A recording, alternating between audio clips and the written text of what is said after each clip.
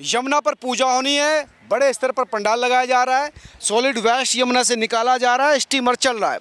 लेकिन यमुना के घाट की बात करें तो यमुना के घाट पर कूड़ा फिर से बिखरा हुआ दिख रहा है, कूड़ा इकट्ठा होता हुआ दिख रहा है। कूड़ेदान वहाँ पर लगाए गए थे वो भी पानी में चले गए क्योंकि पानी का स्तर बहुत ज़्यादा बढ़ गया। तो जो यमुना सूखने के बाद जो कूड़ेदान वहाँ पर लगाए गए थे वो पानी में खुद मग्न हैं। स्टीमर इस समय चला। लेकिन अगर घाट की स्थिति की बात करें तो घाट पर जो कूड़ेदान है वहाँ पर कूड़ा चारों तरफ बिखरा हुआ। लेकिन एक बड़ा बदलाव ये आया कि लोग चलो घाट पर कम बिखेर रहे हैं, कूड़ेदान के पास ले जाकर छोड़ रहे हैं।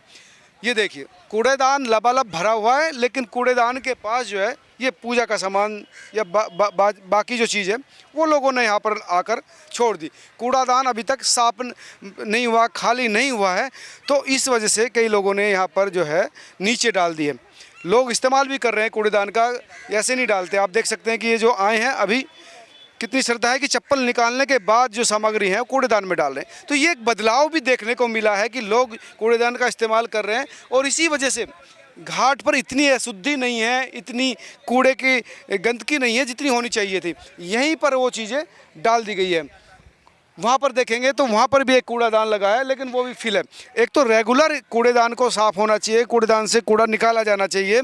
एक व्यक्ति की जो है ड्यूटियाँ कंटिन्यू होनी चाहिए जो ये देखे कि लोग कूड़ा तो नहीं फैला रहे, जो पूजा करने के बाद जो उनका सामान है वो वापस कूड़ेदान में डाल रहे नहीं डाल रहे। तो ये सारी चीज़ें जो है उसकी लिए कम से कम एक सख्त आदमी यहाँ पर होना चाहिए, पुलिस की ड्यूटी होनी चाहिए या फिर प्राइवेट गार्ड होने चाहिए।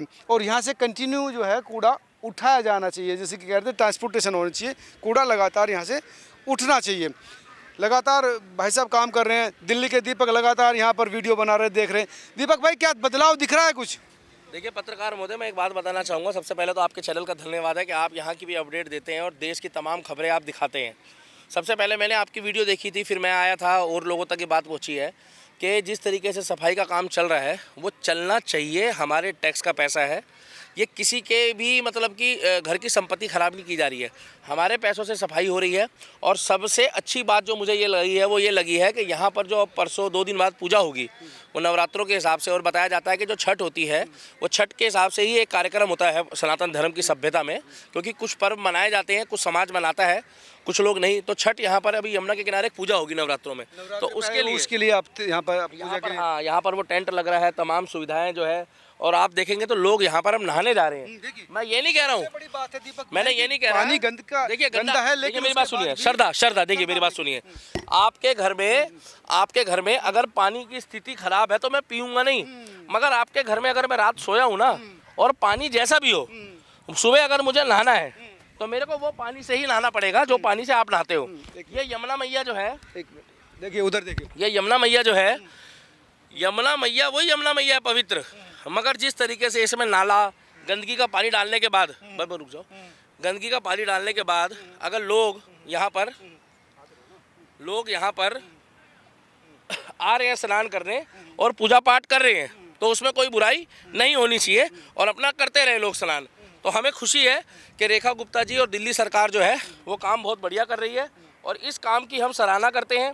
और हम सरकार से यही कहेंगे कि सरकार ऐसे ही काम को करती रहे, क्योंकि देखिए ये जो भाई भी पूजा कर रहे हैं ना, ये भी इनकी श्रद्धा है, ये श्रद्धा के अनुसार हो रहा है। और अभी भी मेरे आने के बाद लगभग 10 से 15 जने जो है यहाँ पर स्नान करके चले गए हैं और उनके शरीर में कहीं भी कीचड़, नाले का पानी या गंदगी नहीं थी सिवाय रेत और यमुना की मिट्टी के अलावा। तो मैं एक ही बात बोलना चाहूँगा कि सफाई होती रहे। इसी तरीके से अगर साल 2 साल काम हुआ तो यमुना नहीं रहेगी, यमुना बहुत साफ हो जाएगी। और प्रशासन का इसमें तहे दिल से धन्यवाद है। प्रशासन के हम शुक्रगुजार हैं जो प्रशासन 2 महीने में भव्य सफाई का काम शुरू कर दिया है। और कल से नवरात्रे हैं, सभी को नवरात्रों की बहुत बहुत शुभकामनाएं। यमुना मैया की जय और जय माता दी।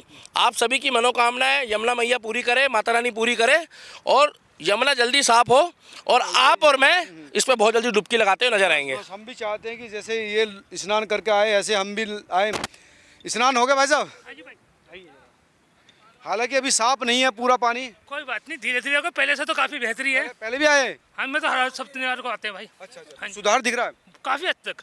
60 पैसे का अभी तक सुधार है। 60 पैसे का है? हाँ जी, पहले से तो 60 पैसे का था। पहले तो यहाँ तक कीचड़ होता था, जा नहीं पाते थे हम, कुछ नहीं कर पाते, पूजा पाठ कुछ भी नहीं कर पाते थे। कुछ तो लोग भी तो अपने लोगों को खुद तमीज होनी चाहिए कि हिसाब से हम गंदगी फैलाने। मेरे को यहाँ 35 साल हो गया आते हुए, मैंने वहीं से देख के बता दिया मैंने, यमुना तो बहुत साफ हो गई। कहीं यहाँ पर कूड़ा पड़ा हुआ, अंदर जाओ तो हाथ देने का जी नहीं करता था। तो मालिक का शुक्र है, पहले माता रानी की कृपा है, यमुना महारानी की, लेकिन वो 60 पे काफी हद तक हमारे रेखा गुप्ता जी इतना होना चाहिए कि दिल्ली की, उन्होंने काफी हद तक सबसे पहले जो मुद्दा उठाया है यमुना माई का, इसलिए सबसे पहले इसी के मुद्दे को उठाया, क्योंकि लाखों की लोगों की श्रद्धा इसके साथ जुड़ी हुई है। उम्मीद करते हैं कि जल्दी ही यमुना साफ़ होगी। अब जो मैंने बताया था कि किस तरह से यमुना पर एक भव्य आरती होने वाली है और इसीलिए यमुना सूख गई थी तो पानी भी अब बढ़ा है, यहाँ पर छोड़ दिया गया बैराज से। अब यहाँ पर आप देखेंगे तो यहाँ पर जो है आरती की जो तमाम तैयारी है वो इस समय है। पर्दे लगाए जा रहे हैं, स्ट्रक्चर जो पूरा है वो फाउंडेशन का है वो किया जा रहा है। आप देखेंगे पंखे, कूलर, सोफ़े, चेयर्स, 300 के करीब चेयर्स यहाँ पर लगी हैं।